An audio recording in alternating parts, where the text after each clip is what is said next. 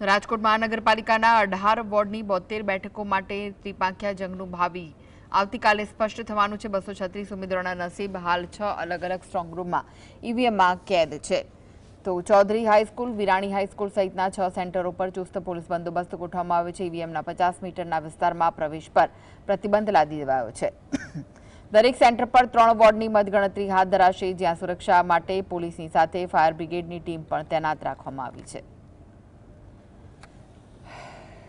સ્થાનિક સ્વરાજની ચૂંટણીના ઉમેદવારોનું ભાવિ છે તે ઈવીએમમાં ફિક્સ થયું છે અને સીધા દ્રશ્યો આપણે દેખાડવા માંગી સ્ટ્રોંગ રૂમના કે અલગ અલગ 6 જેટલા સ્ટ્રોંગ રૂમ છે તે તંત્ર દ્વારા બનાવવામાં આવ્યા છે।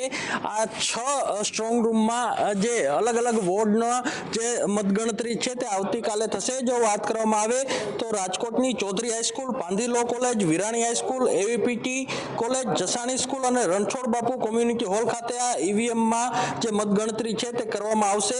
તમામ જે પોલીસનો ચુસ્ત બંદોબસ્ત પણ રાખવામાં આવ્યો છે। ઈવીએમના 50 મીટરના એરિયામાં પ્રવેશબંધી પણ લગાડી દેવામાં આવી છે।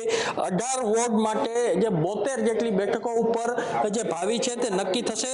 6 સેન્ટર છે તે બનાવવામાં આવ્યા છે, સ્ટ્રોંગ રૂમ બનાવવામાં આવ્યા છે। એક સેન્ટરમાં 3 વોર્ડનો જે સમાવેશ છે તે કરવામાં આવ્યો છે। ગઈકાલની વાત કરવામાં આવે તો જે 51.18% છે તે મતદાન છે તે થયું હતું। રાજકોટના 9,85,000થી વધુ મતદારો છે, તેમાંથી 5 લાખથી વધુ મતદારોએ પોતાનો જે મતાધિકારનો ઉપયોગ છે તે કર્યો હતો। ત્યારે આવતીકાલે સાંજ સુધીમાં સમગ્ર જે પિક્ચર છે તે ક્લિયર થઈ જશે કે આખરે રાજકોટની સત્તા કેના હાથમાં આવશે।